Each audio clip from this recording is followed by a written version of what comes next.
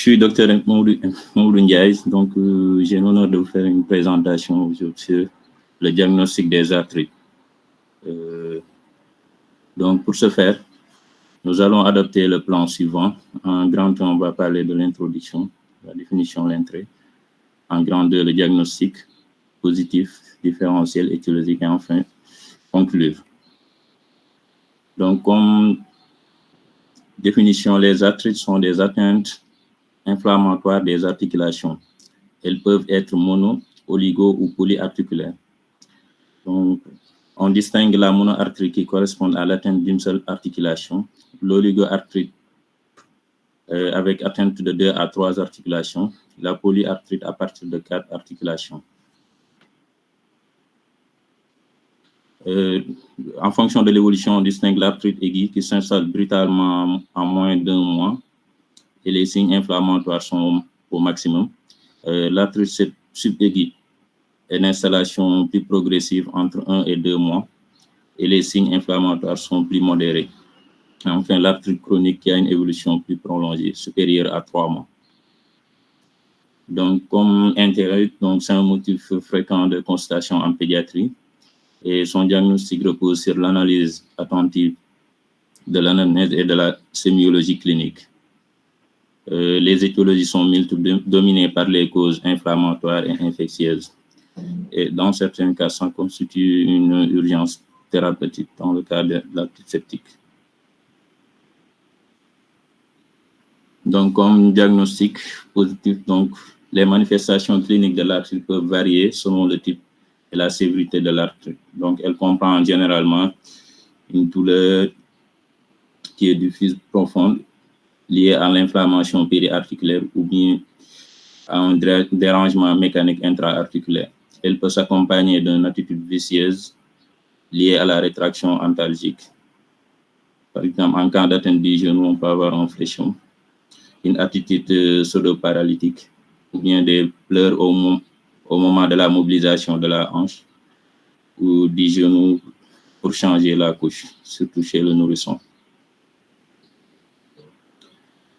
Cette douleur s'accompagne d'un gonflement en regard d'une articulation, souvent liée à un épanchement et à l'atteinte synoviale, parfois visible à l'œil nu ou palpable. Et on a aussi une augmentation de la chaleur locale avec ou sans rougeur. Et ça s'accompagne d'une limitation des mouvements de l'articulation et parfois d'une raideur ou d'une boiterie à la marche. Donc, il faut savoir que ces signes peuvent toucher une seule articulation, la monoarthrite, 2 à 3 articulations, l'oligoarthrite, et à partir de 4 articulations, on parle de polyarthrite, et peuvent être symétriques ou asymétriques. Et les articulations les plus fréquemment atteintes sont les genoux, les chevilles, poignets, coudes et hanches. Pour le diagnostic paraclinique, à la biologie, on réalise dans tous les cas une numération, formule sanguine, une vitesse de sédimentation, une CRP, à la recherche d'un syndrome inflammatoire. Et les autres examens seront demandés en fonction des données de l'anamnèse et des signes cliniques associés à l'arthrite. Les radiographies peuvent montrer des signes indirects d'épanchement et l'échographie montre l'épanchement intra-articulaire et permet de guider la ponction articulaire. Donc, comme diagnostic différentiel, c'est particulièrement les traumatismes articulaires, l'ostéomyélite, qui est une infection métaphysaire qui touche l'os en croissance, colonisée par voie hématogène depuis un foyer infectieux à distance. Une ostéite qui est une infection par inoculation directe ou par contact de l'os. Une ostéoarthrite qui est une infection épiphysaire ou métaphysaire qui envahit secondairement l'articulation. Le diagnostic différentiel peut se faire avec la fibromyalgie qui donne habituellement des tableaux de douleur polyarticulaire sans atteinte de l'articulation et s'observe le plus souvent vers l'âge de 9 à 12 ans avec une plus grande fréquence chez les filles. et souvent il y a un contexte psychosomatique qui est présent. Et il faut savoir que c'est un diagnostic d'élimination, donc pour éliminer toutes les autres pathologies organiques ostéo-articulaires avant de penser à. Le chapitre de diagnostic étiologique, donc d'abord, on va procéder à une enquête étiologique avec l'anamnèse qui recherchera les antécédents personnels et familiaux de maladies rhumatismales, d'affections auto-immunes, d'hémophilies, de drépanocytose, de maladies périodiques, de psoriasis, de colite inflammatoire et de maladies de Behçet. Il faut analyser la douleur et décrire ses caractéristiques. Donc, en précisant la date d'apparition, son mode d'apparition, brutal ou progressif, son siège, est-ce qu'il s'agit d'une douleur fixe ou migratoire, est-ce diffuse ou localisée, intra-articulaire ou extra-articulaire. Il faut préciser son intensité.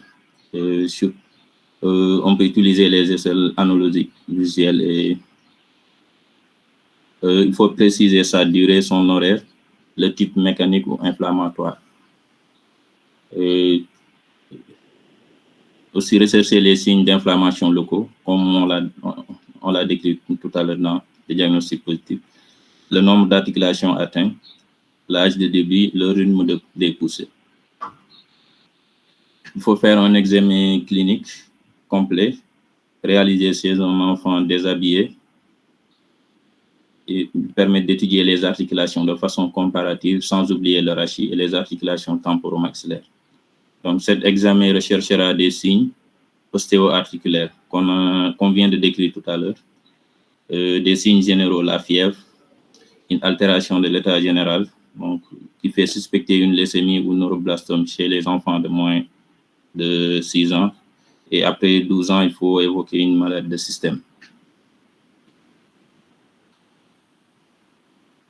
Les signes, rechercher des signes cutanés ou muqueux. Donc, ces signes orientent souvent vers une maladie de système, à savoir un libido, un purpura vasculaire, un érythème noueux, des nodules rhumatoïdes, un exanthème, un œdème lilacé des paupières, des calcifications sous-cutanées, des altérations des pulpes digitales et des cicatrices de vascularité. Et une pâleur associée à un purpura péticial est fortement en faveur d'une hémopathie. Et il faut rechercher des ecchymoses périorbitraires et des tuméfactions osseuses évoquant un neuroblastome. Donc, il faut compléter le reste. Il faut compléter l'examen clinique en recherchant des signes qui orientent vers d'autres étiologies, à savoir un souffle systolique cardiaque qui est en faveur d'une valvulopathie rhumatismale dans le cadre du rhumatisme articulaire aigu, un syndrome tumoral fait d'hépatomégalie, splénomégalie et d'adénopathie. Une dyspnée associée à un assourdissement des bruits du cœur oriente vers une pleurésie ou une péricardie dans le cas d'un lupus. Des troubles de la déglutition avec fausse route qui font suspecter une dermatomyosite.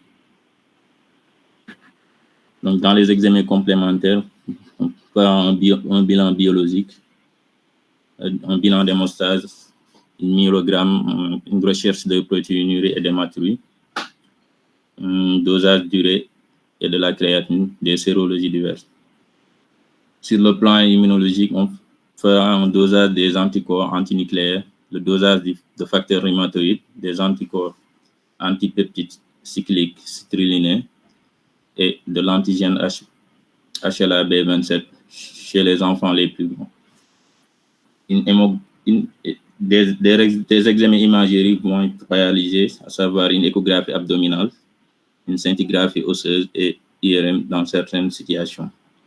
Les autres examens qu'on peut faire pour orienter le diagnostic étiologique, une électromyogramme,